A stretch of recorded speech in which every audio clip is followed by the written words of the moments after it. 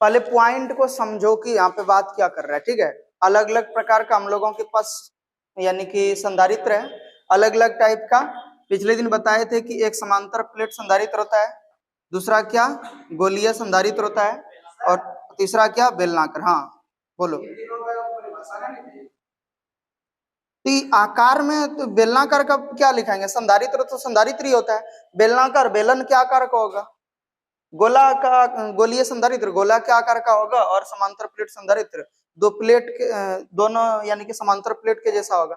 इसमें आकार को हम लोग परिभाषा क्या करेंगे बताते है कि ना, क्या बात समझ आ रहे हैं। यहाँ तो अलग अलग संधारित्र की धारिता हम लोग निकालने वाले हैं। सबसे पहले किसका निकालेंगे, देखो समांतर पट्टिका संधारित्र की धारिता यानी कि capacitance of parallel plate capacitor, पहले लिखा चुके हैं ये, ठीक है, पैरेलल प्लेट कैपेसिटर, ठीक है। तो पहले समझ लो थोड़ा सा। मान लेते हैं कि हमारे पास क्या है, ये एक संधारित्र है इस तरीके से, ठीक है, और इस प्लेट का नाम है ए, ठीक है। इस पर Q आवेश दिया गया है, तो ये धनावेशित मान लो कि यहाँ पे किए हैं इसको, और इसी प्लेट को हम लोग क्या बोलेंगे, संग्राहक प्लेट। क्या बोलेंगे, संग्राहक प्लेट। और दूसरा प्लेट क्या है जो भूधृत है, उसको कौन सा प्लेट बोलता है, संघनक प्लेट, है ना। इसको क्या बोला जाएगा, हाँ संघनक प्लेट। तो इस पर ऋणावेश होगा, होगा ना, ठीक। इतना तो जान ही रहे हो, कोई दिक्कत, इस पर यानी कि माइनस की हो जाएगा, इसका नाम हम लोग बी लिख देते हैं। और तो ज्यादा इसमें चित्र में दिया भी नहीं है कहीं कोई चीज। अच्छा हाँ, एक चीज और है, यहां से यहां का दूरी हम लोग डी मान लेते हैं। क्या मान लेते हैं, डी, यानी कि इस प्लेट से इस प्लेट की दूरी। क्या कोई दिक्कत, बात समझ आ रहा है यहाँ। अब देखो जो जो चीज तुम लोग देखे हो इसमें वही लिखना है। अच्छा एक चीज और बता देते हैं साथ में कि ये जो ए प्लेट है और ये जो बी प्लेट है दोनों सेम आकार का है, बड़ा छोटा तो लगाना है जरूरी है नहीं, ठीक। तो जो अगर सेम प्लेट है तो इसका कुछ ना कुछ तो क्षेत्रफल होगा। अगर मान लो कि ये ऐसे करके ये ही एक प्लेट है और एक ये प्लेट है, तो दोनों समांतर प्लेट लगाए ना, तो इसका कुछ ना कुछ तो क्षेत्रफल होगा। तो उसका क्षेत्रफल क्या मान लेंगे, एरिया इसके पास है ना ये, हाँ, तो इसका एरिया को हम लोग बड़ी ए मान लेंगे, याद रहेगा, क्या मान लेंगे, बड़ी ए। हाँ तो चलो, माना कि लिखेंगे, माना कि एक समांतर पट्टिका, ठीक है, समांतर पट्टिका संधारित्र में दो पट्टिका यानी कि प्लेट जिसको बोलते हैं, ठीक है, दो पट्टिका, ये भी मार्कर खत्म हो गया, ए एवं बी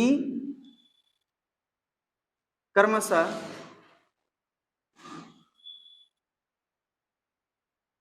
संघनक एवं संग्राहक पट्टिका है। संग्राहक, इसको पहले संग्राहक एवं संघनक, दोनों दोनों, अच्छा दो दो बार लिखा गया, दो पट्टिका ए एवं बी क्रमशः संग्राहक एवं संघनक पट्टिका है, जिसकी या जिसका क्षेत्रफल जिसका क्षेत्रफल, ठीक है, या जिसमें प्रत्येक का क्षेत्रफल ए है, ऐसे लिखोगे तो ज्यादा अच्छा रहेगा। इसमें प्रत्येक का क्षेत्रफल ए है, यदि पट्टिका ए पर प्लस क्यू आवेश दिया जाए तो हमें संधारित्र का, क्या हुआ, क्या बात है रे, संधारित्र की धारिता यानी कि सी ज्ञात करना है। ठीक है, चलो अब हम लोग क्या करेंगे इधर,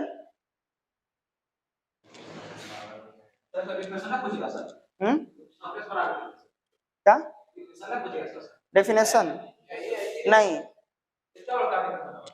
डेफिनेशन कहाँ है, बता दो। डेफिनेशन बोलोगे इसको, तुम लोग अजीब अजीब सवाल करता है। ये डेफिनेशन है, तुम लोगों को बताए समझाए, ये न बोलेगा, वो बोलना जरूरी है उसको। तुम लोग निर्लज्ज होते जा रहे धीरे धीरे ठीक है, शर्म तो आना चाहिए ना थोड़ा सा कि क्या कर रहे हो तुम। अच्छा बता रहे हैं तुम लोगों को कि देखो यहाँ पे कि ये एक पट्टी है, ये दूसरा पट्टी का है, ये दोनों मिलकर के संधारित्र का निर्माण किया।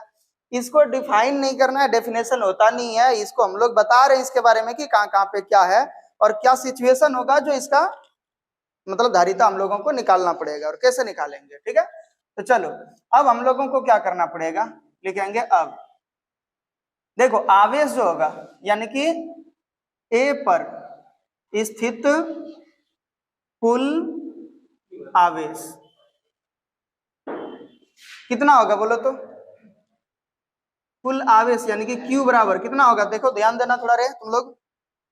Q बराबर क्या लिखते हैं हम लोग बता तो, या तो यदि देखो ऐसे, ये तो पृष्ठ है ना, क्या है पट्टिका जो है, भले सामने इधर से तुम लोग देख रहे हो ऐसे है ना, ऐसे मेरे दोनों हाथ को देखो पता चल जाएगा, ऐसे करके देख रहे हो ऐसे है ना।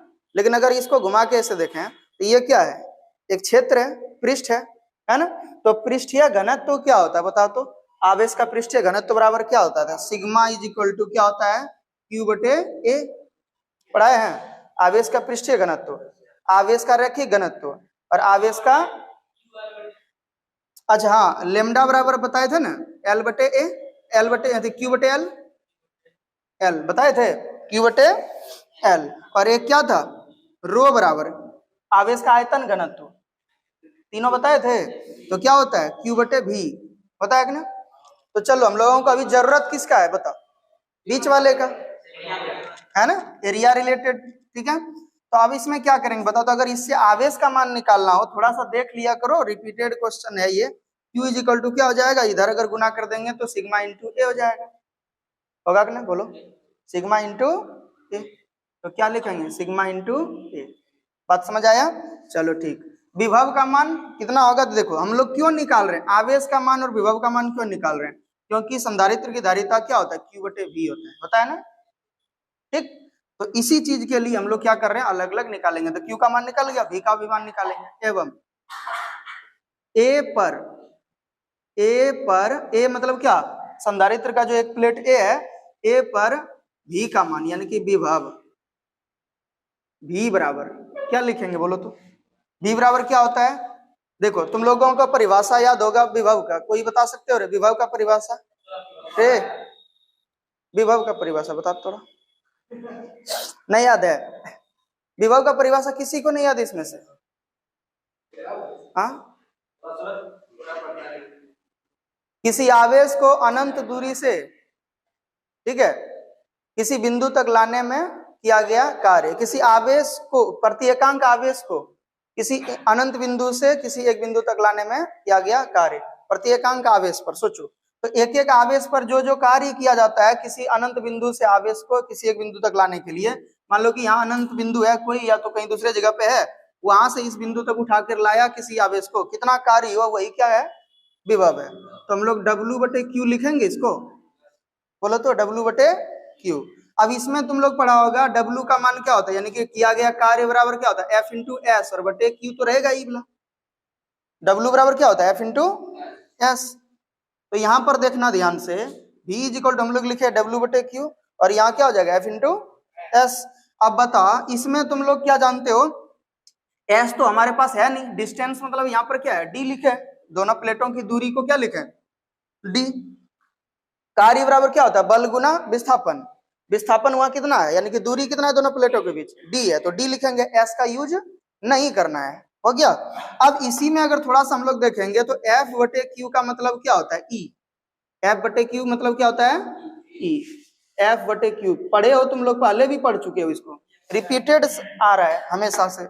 अब यहाँ पे D अलग से लिख देंगे तो यही चीज से हम लिखाया, इसको हम लोग क्या बोल सकते हैं E बोल सकते हैं, E इंटू डी, और E का मान क्या होता है सिग्मा बटे, देखो आवेश बटे इप्सिलॉन जीरो, पढ़ाए थे गॉस के प्रमेय में, पढ़े हो ना कुल इसमें रे गॉस के प्रमेय में नहीं, मतलब उससे पहले जो विद्युत क्षेत्र की तीव्रता जो होता है आवेश, ठीक है, आवेश और बटे इप्सिलॉन जीरो, है ना, कोई दिक्कत? तब तो यहाँ पे आवेश बटे इप्सिलॉन जीरो नहीं, यानी कि क्या बोलते हैं इसको, थोड़ा सा हम बोल रहे हैं, इसमें मिस्टेक कर रहे हैं इस जगह पर, ठीक, इस जगह पे दिया, हाँ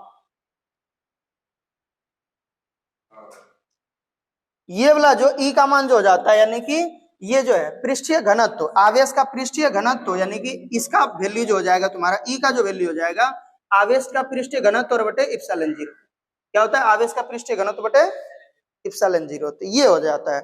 अब इसके जगह पे जैसे हम लोग लिखेंगे आवेश का पृष्ठीय घनत्व और बटे इप्सिलॉन जीरो इंटू डी, बस हमारे पास वैल्यू निकल गया। अब यहाँ पे क्या करेंगे, संधारित्र की धारिता में वैल्यू ले जाके रख देंगे, कोई दिक्कत? तो अभी बताओ यहाँ पे पहले क्या करना है, डब्ल्यू की जगह पर क्या हो जाएगा एफ इंटू डी और बटे क्यू, कोई दिक्कत? अब इसी में थोड़ा सा अगर हम लोग इसको सॉल्व करें, इसी में चलो आगे अगर कर दें तो क्या हो जाएगा बोलो तो, एफ बटे क्यू इसको अलग लिख दिए और डी को अलग लिख दिए, है ना, कोई दिक्कत? और यहाँ पर देखो क्या हो जाएगा बोलो तो, इसके जगह पर क्या लिख सकते हैं ई इंटू डी, अतः हम लोगों के पास क्या आ जाएगा, या तो इसीलिए v बराबर क्या हो जाएगा बोलो तो, E को हम लोग क्या लिख सकते हैं, E को सिग्मा बटे इप्सिलॉन जीरो, तो सिग्मा और बटे इप्सिलॉन जीरो इंटू डी, हमारे पास v का मान आ गया है, q का मान आ गया है। अब संधारित्र की धारिता निकाल सकते हैं कि नहीं, बोलो संधारित्र की धारिता के लिए हमारे पास क्या क्या होना चाहिए, q का मान और v का मान चाहिए, लिखोगे अतः संधारित्र की धारिता, संधारित्र की धारिता यानी कि क्या निकालते हैं, संधारित्र की धारिता को क्या लिखते हो, सी लिखते हो ना, तो सी बराबर क्या हो जाएगा बोलो तो क्यू बटे वी, वैल्यू रखो यहाँ, सी का तो कुछ रखना नहीं है क्योंकि इसी का वैल्यू निकाल रहे हैं, क्यू का वैल्यू देखो कितना है, सिग्मा इंटू ए और बटे, बोलो सिग्मा बटे epsilon zero into D, sigma से सिग्मा कट जाएगा, कोई दिक्कत? क्या बचा यहाँ पे बोलो तो, C बराबर डी ऊपर चले जाएगा, नहीं नहीं डी नीचे ही रहेगा, इप्सिलॉन ऊपर चले जाएगा क्योंकि बटे में भी बटे है ना, इप्सिलॉन ऊपर चले जाएगा इंटू ए और बटे डी, कोई दिक्कत? तो ये निकल गया हमारा फॉर्मूला, देखो कितना छोटा छोटा है, हाँ हाँ लिखना पड़ेगा। और इसमें क्या लिखना है, इस समांतर पट्टिका संधारित्र की धारिता को ज्ञात करें या सत्यापित करें कि समांतर पट्टिका संधारित्र की धारिता इप्सिलॉन जीरो इंटू ए होता है।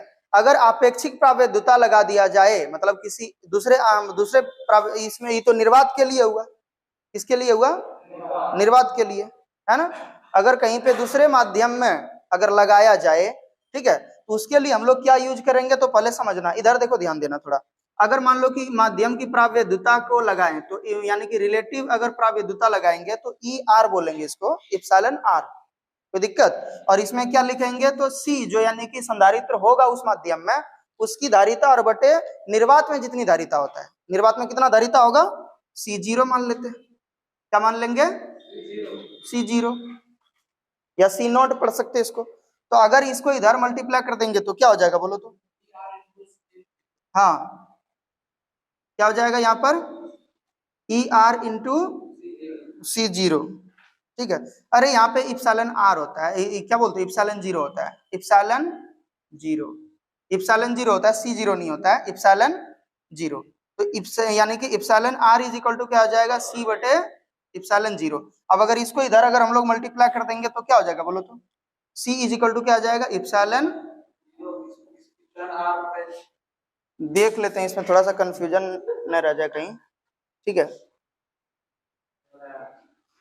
हाँ वही है पहले जो बता रहे थे, क्योंकि इसमें देखो हम लोग संधारित्र की धारिता निकाल रहे थे, देखो इप्सिलॉन यानी कि आर बराबर अगर हम लोगों को निकालना होगा तो क्या निकालना पड़ेगा, सी और बटे सी जीरो, सी और बटे सी जीरो, मतलब उस माध्यम में संधारित्र की धारिता बटे निर्वात में संधारित्र की धारिता बराबर क्या हो जाएगा, प्रावैधुतांक, मतलब आपेक्षिक प्रावैधुतांक, ठीक है। ये। अब अगर हम लोगों को C बराबर निकालना हो तो क्या हो जाएगा, C बराबर बोलो तो ये दोनों गुना हो जाएगा, इप्सिलॉन R इंटू C0 होगा, कोई दिक्कत। और ये किसके लिए था, तो निर्वात के लिए ही था, किसके लिए था, निर्वात के लिए ही, ठीक है। हाँ कोई दिक्कत, तो हम लोग क्या करेंगे, अगर निर्वात के लिए निकाल रहे हैं तो C0 ही रखेंगे, क्या बात समझ आ रही है यहाँ, अगर निर्वात के लिए निकाल रहे हैं तो C0 ही निकलेगा हमारे पास, ठीक, कोई दिक्कत। चलो अब हम लोग क्या कर सकते हैं बोलो तो, C निकालने के लिए क्या करेंगे, यहाँ पे इसमें वैल्यू रख देंगे इसका C0 का, होगा, देखो तो यहाँ पे समझना पहले, इसीलिए यानी कि हाँ इप्सिलॉन R किसी प्रावैद्युत, हाँ प्रावैद्युतांक वाले, ठीक है, माध्यम में, बोलिए सर जी, क्लास में ही है, नहीं यहाँ पे है, SNG में छुट्टी तो हो गया, 9 क्लास का सिर्फ था आज, अब पता नहीं हुआ है कि नहीं हुआ है, लेकिन हम तो आ गए थे और सौरभ सर पढ़ा रहे थे, लेट हुआ होगा थोड़ा, हाँ हाँ नहीं हुआ होगा, अभी थोड़ा लेट हो गया होगा, ठीक। तो देखो ध्यान देना, किसी इधर सुनोगे रे, किसी प्रावैद्युतांक वाले माध्यम में संधारित्र, संधारित्र की धारिता, ठीक है, यानी कि C बराबर क्या हो जाएगा, देखो तो यहाँ इप्सिलॉन R इंटू C0 है ना, इप्सिलॉन R इंटू C0, कोई दिक्कत, तो इप्सिलॉन R इंटू C0 है, और C0 का वैल्यू रख देंगे तो क्या आ जाएगा हमारे पास, बताओ तो, बताओ यहाँ ध्यान देना, इधर इप्सिलॉन R तो रहेगा ही, और इसका यानी कि C0 का टोटल वैल्यू लिख देंगे, तो क्या लिख देंगे, इप्सिलॉन 0 इंटू A और बटे D होगा, देखो तो इप्सिलॉन R पहले से था, और इप्सिलॉन C0 का वैल्यू टोटल वहां उठा के रख दिए, तो ये क्या निकल गया बता तो, किसी भी माध्यम में अगर रखेंगे हम लोग, प्रावैद्युतांक वाले माध्यम में अगर संधारित्र को रख दें तो उसकी धारिता ये हो जाएगा, बात समझ आया। अब तुम लोगों से एक सवाल और रहेगा इससे रिलेटेड, एक सवाल इसीलिए बोल रहे हैं, देखो समझना थोड़ा सा, इसमें बोलेगा क्या, किसी समांतर पट्टी का संधारित्र या कोई भी संधारित्र है, ठीक है, उसकी धारिता किन किन बातों पर निर्भर करता है, किन किन बातों पर निर्भर करता है, तो तुम लोग यहां से देख के बता सकते हो, देखो यहाँ समझना, इसमें 3 चीज है, क्या है, इप्सिलॉन 0 है मतलब प्रावैद्युतांक, माध्यम की प्रावैधुता, दूसरा क्या A मतलब क्या हुआ, प्लेट का क्षेत्रफल, कि जितना बड़ा प्लेट होगा उतना उतना ज्यादा क्षेत्रफल होगा, उतना ज्यादा आवेश का यानी क्या बोलते हैं संधारित्र की धारिता भी होगा, और जो बटे में नीचे जो है उसके कारण क्या होता है, अगर ये बढ़ेगा तो घट जाएगा वैल्यू, संधारित्र की धारिता क्या हो जाएगा, घट जाएगा, नीचे वाले में जब भी वैल्यू बढ़ेगा तो संधारित्र की धारिता क्या होगा, घटेगा। तो अगर ये जो D का मान है, अगर D ज्यादा दूर हो, मतलब प्लेट एक दूसरे से ज्यादा दूर हो, तो संधारित्र की धारिता घट जाएगा, और अगर मान लो कि इसको नजदीक ला दें तो संधारित्र की धारिता बढ़ जाएगा, बात समझ आया। तो 3 बात पे निर्भर कर रहा है, प्रावैद्युतांक पर, माध्यम के प्रावैद्युतांक पर, दूसरा प्लेट के क्षेत्रफल पर, और दोनों प्लेटों के बीच की दूरी पर, कोई दिक्कत। तो यहाँ पर एक टॉपिक हो जाएगा ये इस तरीके से, ठीक है, कि संधारित्र की धारिता, संधारित्र की धारिता, ठीक है, निम्नलिखित 3 बातों पर, ठीक है, निर्भर करता है, कोई दिक्कत करता है। पहला बोलो, पहला क्या हो जाएगा, माध्यम की प्रावैधुता, माध्यम की प्रावैधुता, अगर ज्यादा माध्यम की प्रावैधुता रहेगा, देखो प्रावैधुता अगर ज्यादा रहेगा, इसका मान अगर ज्यादा रहे तो ज्यादा हो जाएगा संधारित्र की धारिता, होगा ना, जो भी वैल्यू ऊपर में है, ठीक है, जैसे अंश बटे हर लिखे है ना, ऊपर में जितना भी वैल्यू होगा उसके कारण क्या होता है, बढ़ता है, अगर ये बढ़ेगा तो इधर भी बढ़ेगा, कोई दिक्कत। तो यहाँ पर क्या लिखोगे, अधिक, हाँ नीचे बढ़ेगा तो घट जाएगा, ये याद रखना, ऊपर बढ़ेगा तो बढ़ेगा, ठीक है, कोई दिक्कत? तो अधिक प्रावैधता वाले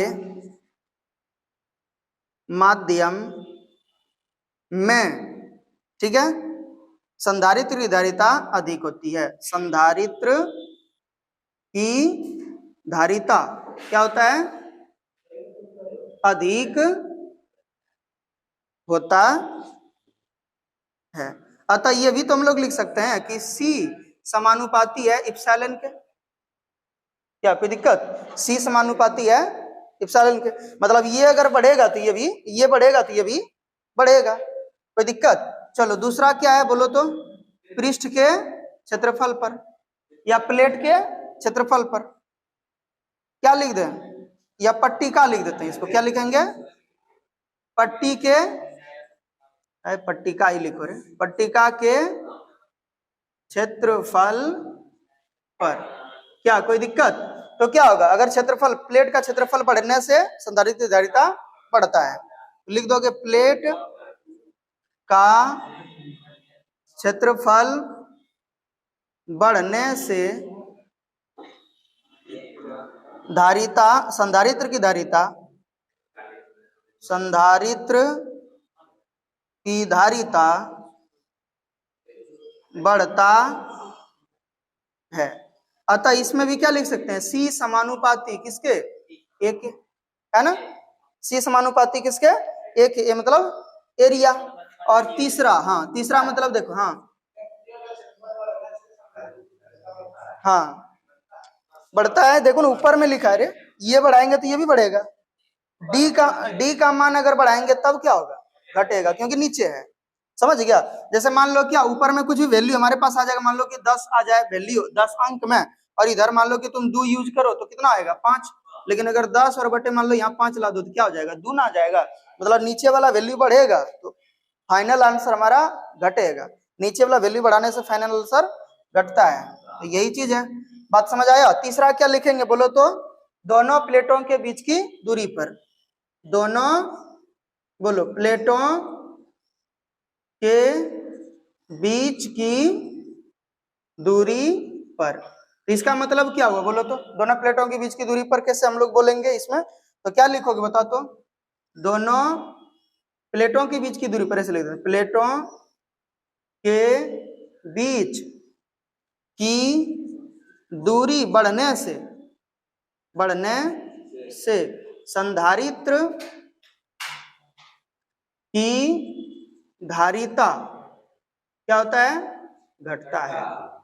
अतः हमारे पास क्या हो जाएगा बोलो तो? C समानुपाती 1/D, 1/D व्युत्क्रमानुपाती इसी को बोलते हैं। और लास्ट में अगर एक लाइन लिखना चाहते हो तो उसको भी लिख लेना, नहीं तो ऐसे कोई जरूरत है नहीं।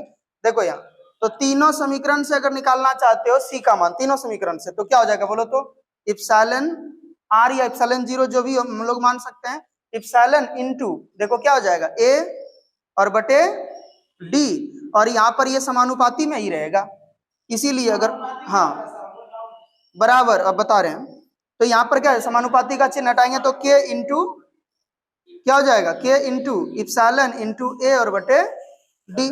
तो ये एक फाइनल आंसर हमारे पास हो गया, और यहाँ लिख देना है अतः, उसके नीचे लिखना है, लिखोगे तो उसके नीचे लिख दोगे। कोई दिक्कत? अब चलो हम बताते हैं। तो पहला डाउट तुम लोगों का क्या है? तुरंत बता रहे हैं। पहला डाउट तुम लोगों का क्या है कि समानुपाती क्या होता है और व्युत्क्रमानुपाती क्या होता है। ये तो बहुत छोटा और ये बहुत ही बेसिक चीज है, पता नहीं होना मतलब और ऐसा हो ही नहीं सकता कि क्लास में हम एक बार नहीं 2 बार 3 बार 4 बार बता चुके हैं इस चीज को, लेकिन इसके बावजूद रे इस बार बदमाशी किया ना, देखे इधर उधर ध्यान न, क्या कि हम इधर मेरा रहता है शकल ना, तो उधर तो आंख रहता है इधर। अच्छा ठीक है छोड़ दो, तो वीडियो बना अभी यहाँ पे, ठीक है? पढ़ना नहीं है अभी, तुम दूसरे का वीडियो बना रहे हो। अच्छा हो गया, अब शांत रहो, ठीक है? देखो यहाँ पहला समानुपाती और व्युत्क्रमानुपाती क्या होता है, ठीक है? अगर कोई एक राशि, देखो ऐसे करके मान लो कि कोई एक राशि A है और दूसरा राशि B है, अगर इसके वैल्यू को बढ़ाएं और ये भी बढ़ जाए तो इसको समानुपाती बोलेंगे, ठीक है? जैसे देखो काम करने का समय और वेतन दोनों एक दूसरे का समानुपाती है। अगर हम 4 घंटा काम कर रहे हैं और अगर 400 मिल रहा है तो 8 घंटा काम करेंगे तो 800 मिलेगा। मतलब अगर टाइम तुम बढ़ाते हो तो वेतन भी बढ़ेगा। बात समझ आया? समय बढ़ाओगे तो वेतन भी बढ़ेगा, दोनों है। ऐसा है क्या कि समय बढ़ा दोगे तो वेतन बढ़ जाएगा, वेतन घट जाएगा? नहीं, बढ़ेगा। कोई दिक्कत नहीं। 100 इधर 100 इधर अगर है तो उसको इक्वल बोलेंगे, समानुपाती नहीं बोलेंगे, बराबर बोलेंगे। अगर इधर भी 100 इधर भी 100 तो इसका मतलब क्या है? तो बराबर है। अब बता रहे हैं, रुक जा। हाँ रे होगा। अब यहाँ पे आ कहाँ रहा है? 100 में एक प्लेट। अब तुम लोग तो ये भी बोल सकते हो कि अगर 10 रुपया में एक चाय का कप देता है तो 2 कप लोगे तो 20 रुपया हो जाएगा। मतलब अगर कप की संख्या बढ़ा रहे हो तो पैसा भी बढ़ेगा, है ना। लेकिन कुछ राशि ऐसा है जो एक बढ़ाओगे तो दूसरा घटेगा। रे फेंक के मार देंगे। अब समझ गया ना? यहाँ समझो। दूसरा देखो, यहाँ अगर एक राशि बढ़ाएं और दूसरा राशि घट जाए तो उसको व्युत्क्रमानुपाती बोलेंगे। कुछ ऐसा एग्जाम्पल है हमारे पास, बहुत सारा एग्जाम्पल है। जैसे देखो, ध्यान देना, अगर यहां से तुम घर जा रहे हो, स्पीड अपना बढ़ा दो तो टाइम घट जाएगा। ज्यादा स्पीड गाड़ी चलाने लगोगे तो टाइम जाने में क्या होगा? कम लगेगा कि ज्यादा लगेगा? जल्दी पहुंच जाओगे। ज्यादा स्पीड कर दोगे जल्दी पहुंचेगा, मतलब स्पीड बढ़ेगा टाइम कम लगेगा। इसका मतलब क्या है? एक दूसरे का व्युत्क्रमानुपाती। अगर मान लो कि तुम चाल घटा दिया तो टाइम ज्यादा लगेगा। तो ये एक दूसरे का क्या है? व्युत्क्रमानुपाती। इसी को क्या बोलते हैं? व्युत्क्रमानुपाती। याद रहेगा? बस यही चीज समझना है।